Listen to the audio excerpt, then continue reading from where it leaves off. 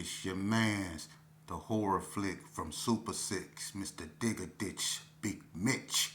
And I'm kicking in those with 030s and I'm bringing 28 101s because we Vegas sons. It's the metal lands. It's the metals, man. You already know what made me. I'm a Vegas baby, so you know I'm crazy. Hubba dub. And you can't hang a scrub. Nah, I'm just playing. Welcome to Vegas Chronicles with your man, a horror flick from Super 6, Big Mitch. And today, just like every other day, you know what we do, actual factuals. That's natural. You know what I mean? Today, shout out to everybody that support my small platform.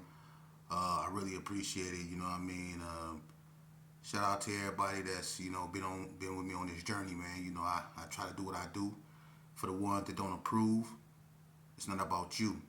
It's what I choose. Welcome to Vegas Chronicles.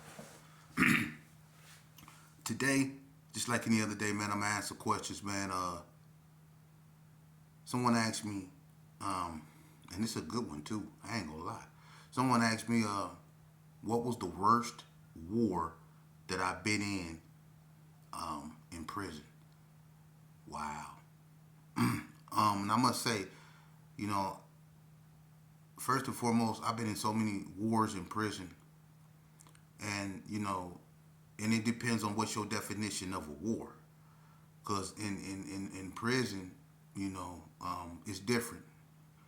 My definition of a war when it comes to prison and institutions is something that's a continuation of something, like over, like gangbanging, sort of, you know what I mean? But it's behind, walls, control, movement, all that, but it's a continuation of violence, But I would have to say the worst war I ever been in, and you would think it would be, racial, like with, other races and stuff like that. And I've been in brutal wars with other races behind the walls.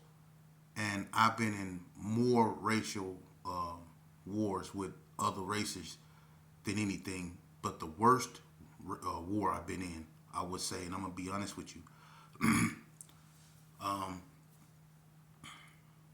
it wasn't the Serenos. I've been in a lot of wars against them and a lot of brutal wars. But, it became a norm to the point to where, like I say, the blacks in Nevada are not divided, as far as custody and all that, like in California and other places that would render them at a disadvantage. It's not like that out here. So the blacks was never at a disadvantage when it came to, rioting, so I wouldn't say the Serenos. The blacks, a lot of times, you win some, you lose some, but the blacks, always had the numbers, the Serenos were strategic in what they did, and they put in a lot of work. It went back and forth. No one was really the real winners in them, but the warden. But the blacks, they strong, in Nevada prison. So it is what it is. But the worst war I ever been in is not the Serenos. Unfortunately, the worst war I ever been in was with the Cali boys. And I say that for, multiple reasons. This being one of them.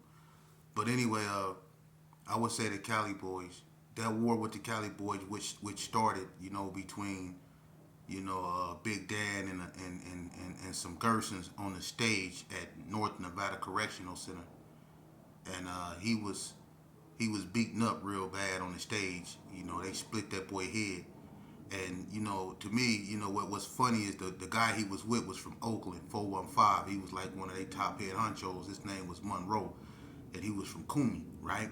And he had this big radio, the one that you used to strap around your neck, that one of them big old radios, LL Cool J radios, one of them big ones. They used to have, we used to be able to have them in prison.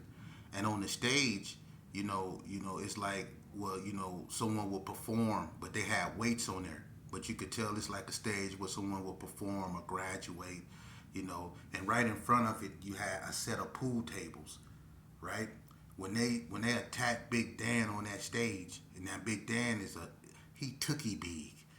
This dude here is some swole. Big Dan was one of the biggest dude I ever seen in prison. Big Dan, I think he from Inglewood, Queen Street, something like that. But this dude here was huge, man. I mean, swole, right? And he was getting hit with plates and dumbbell and curl bars and all. He got his head bust open. But the cat that he was with that had the radio, he jumped off the stage over the pool table with that radio, landed on his feet, and got up out that gym and left that man up in there. And they did him kind of bad. But what ended up happening is, Big Dan ended up forming Golden Circle. And, Golden Circle was an anti-Vegas California gang really started in Ely. But, after he got attacked up in NNCC, another riot occurred. And it happened between a B-Dog, you know what I'm saying? They called him Hot Chest, Leonard Harvey. Rest in peace. Good dude, solid brother up out the hood. And this cat from Altadena named C-Wack. He a big youngster. Leonard a OG, but this a big youngster, man. And he wanted to try Leonard, man. And to make a long story short, they ended up stabbing Leonard up in Unit 2. The California dudes. They ended up stabbing a couple of. They stabbed Leonard. They stabbed me, and they stabbed a few more people. And that kind of like really, sparked the war, not just on NNCC yard, but other yards, because once the Bloods heard about certain individuals and once the Gershons heard about certain individuals getting stabbed, then other yards start, going up. But, when I got stabbed at NNCC, what a lot of people don't understand, I got stabbed in the eye, and I had to go through a lot of rehabilitation, man. But at the same time, I had so much anger in my heart, but I'm not knowing the severity of what happened to me. All I know is I need to get back. And, after they let the yard off lockdown after I got stabbed, and Leonard got stabbed all in the face, and stuff like that. Once I got stabbed, once we they let the yard back open, we was in the hospital, and going, looking at the whole time. They took all the Cali boys, most of them off the yard, and the ones that was left, once they bust the yard back open, it only took and it was locked back down again because, the people were mad. But it's a lot of stuff that happened with that, man, that I want to speak on, man, because I want to show you something, First and foremost, when that war started, the first person to throw a punch in that war, when it jumped off at NNCC, when I got stabbed, this after Big Dan, when Leonard Harvey and C-Wack got into it in the basketball game incident happened, and everything spilt out in front of the gym at NNCC. Everybody remember that. Blood, Boo, Eugene, with the glasses. Everybody know him.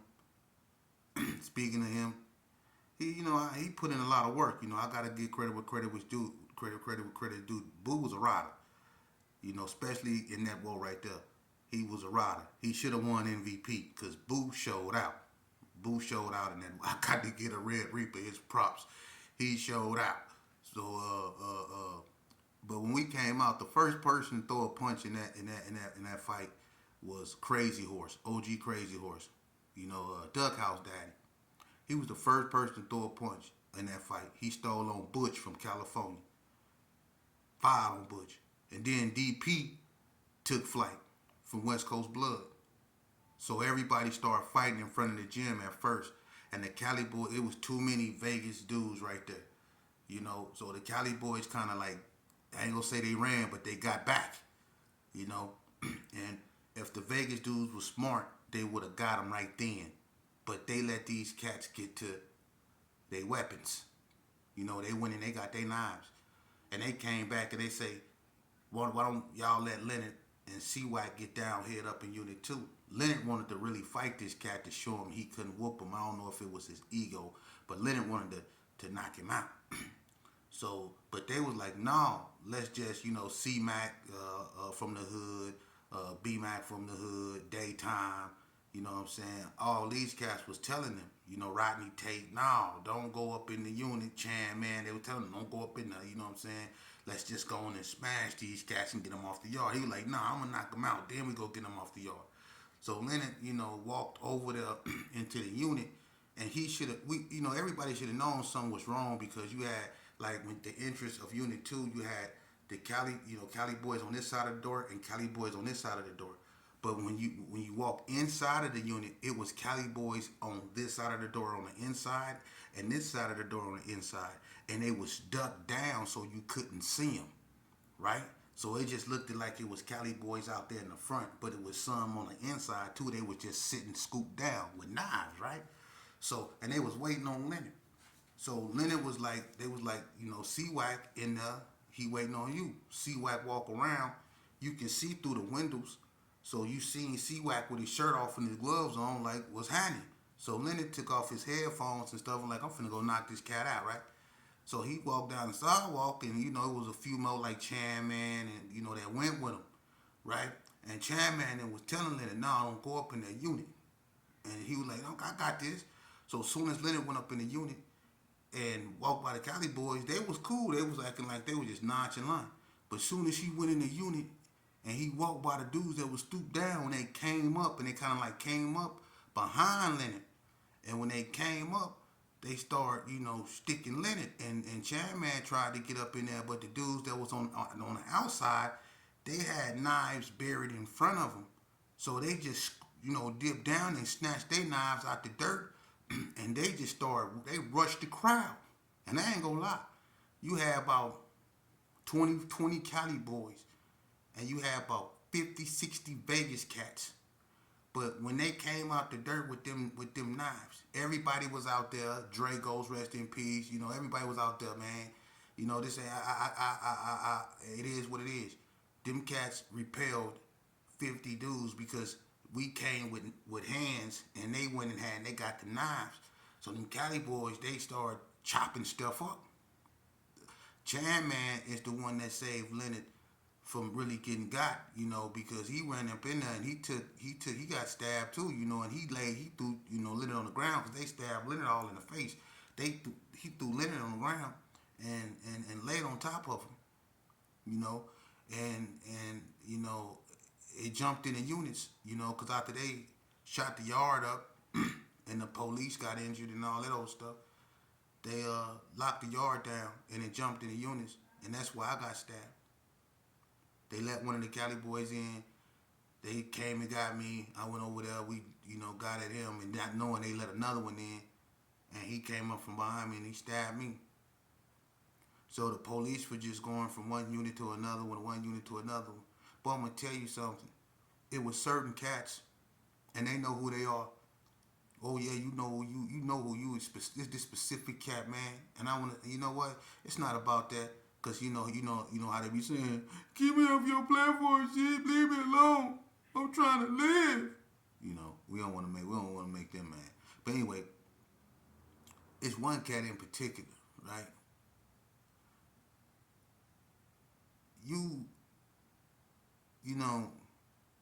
And I'm gonna just say this: you originally from California, and you know who you is.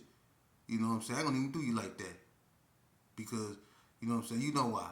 But I ain't gonna even do you like that. But you made sure when it jumped, you wasn't nowhere around.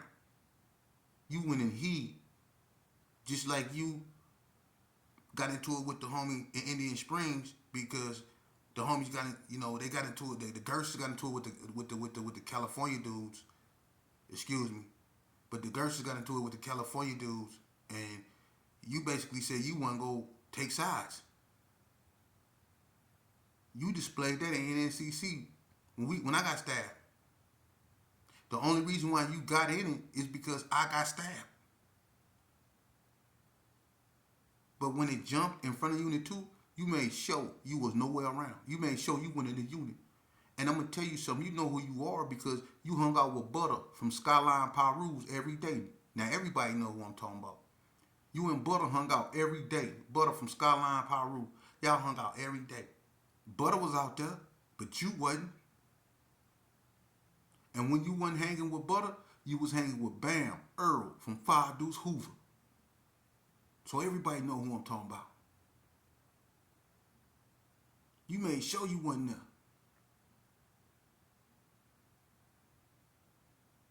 And that's what I be saying. You know, for anybody that's listening to this, this is why you should sign up for this, man, because I'm going to tell you something. Behind them walls, you find out who people really, really, really are. But, you know, that war with them Cali boys, yeah, they repelled a bunch of dudes on that first one. And I ended up getting stabbed. They pronounced me dead. I laid on a gurney up under a sheet for an hour, going in and out of shot. A captain took my post. Captain Roberts took my post. Found out I had a slight post and made them move. He stopped all movement. They flight for life people up out of there, you know, officers and stuff like that. Leonard was how he had me talking about hold on when they rushed me up out of there. We in the ambulance. He hold on, he in the ambulance too. Hold on. We all on the news. That's how serious that war got. I was pronounced dead. They left me under a sheet with dried throw up all up on my face and blood. Just left me just under a sheet. You know how much pain I was in? So when I got out, the hospital, I had to go to the hole. Not only did I get stabbed, not only I was not fully healed, I had to go back and forth to the hospital, but they gave me 5 years in the hole.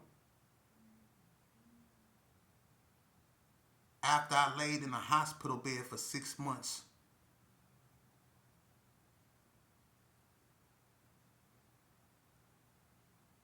So the war with the Cali boys was the worst because after that, when they, like I said, when they let the yard back open, it jumped again. But this time the Cali boys, you know, it wasn't a lot of them on the yard. A lot of them got rolled up and sent to Ely. And then, you know, a lot of Vegas cats. And it's funny because when the war with the Cali boys jumped, it was the Gersons and the Bloods against the California guys. It was 2-1-3. That's what they call themselves. They was 2-1-3. So it was the Gersons against them, you know, but the Vegas Crips stayed out of it. They didn't ride with Vegas at NNCC. It was just the Gersons and the Bloods against California. That's what started the relationship, the alliance between the Gersons and the Blood in prison was that incident right there on that yard, and that was back in 1994. That's what started the relationship, you know. And that's when Reno, you know, at first they was with Vegas because they rolled with the Bloods. Because most Bloods, you know, from Reno, like K Loco and all them, they was with, you know, the Blood card. But Reno switched and took sides with Cali. But that was later on. But this time the Vegas boys and the Cali boys formed an alliance. This when Frank Nitty, I think Frank Nitty from either West Coast or the Hood, he from one of them, when he wrapped the knives around his hands and he stabbed Dan Lope from Donna, that's when the second war jumped. When they got Egypt one way from White Street, they bust one way here from White Street and Pee Wee across the, you know what I mean? And they did him bad. And that's when I say Blood Boo, he was out there throwing karate kick and Timberlands, and he Boo was out there. Boo was out there doing food kung fu with lugs on. He was out there. Oh, Boo crazy as well, but he was putting it down though. You know what I mean? They was chasing people with weight bars and weight belts and stuff like that. They put in work, and they really rolled up a lot of cats. And that's when Boosie B, rest in peace, he came from camp. He came over there to the yard, and Boosie beat him. You know, they just took flight on, you know, on everything. You know what I mean? And you know, some '60s Sad Mac. You know, they got caught up in that. You know, Sad Mac and Lil Rock. they got caught up in that. They did them kind of bad. Killer Kev from West Coast Blood called Said Mac. He was doing some military presses with some dumbbells. He was doing this. Hey, sitting on the bench doing this here on the stage. The same stage they got Big Dan on. He doing them some military presses with some 40s, right? And Killer Kev, them, they taking off on everything. Outside, it's a full-blown war going on. He oblivious to it, though. He doing this here, right? Killer Kid them come up in the gym, right? They storm the stage. He ain't even paying attention. Killer Kid hit Sid Mac so hard. It's funny to me, right? It's over. He hit Sid Mac so hard. Look, Sid Mac was doing this right here. He hit Sid Mac so hard. Sid Mac whole body was way over there, and the dumbbells was still like this. And just said, boom. He hit him hard. The wall, boom. Yeah.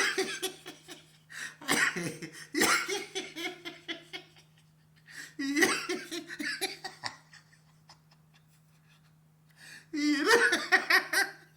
Hit him hard. Hit him. Hey, it ain't funny, right? But he hit him hard, the motherfucker, right? Hey, they had Sid Mac, Lil Rock, they had all them back there up I'm in the infirmary, right? I was in there for about 6 months, stabbed up. But they both said Mac them back there too. Said back there was hey, said back was Raggedy. Hey, not Pootie Mac brother said he cracked, not him. It's two said Mac from 60s. Not said he cracked. I'm talking about OG said back. You know what I'm talking about? Cedric. I'm talking about said back from Crip City. Cedric Phillips.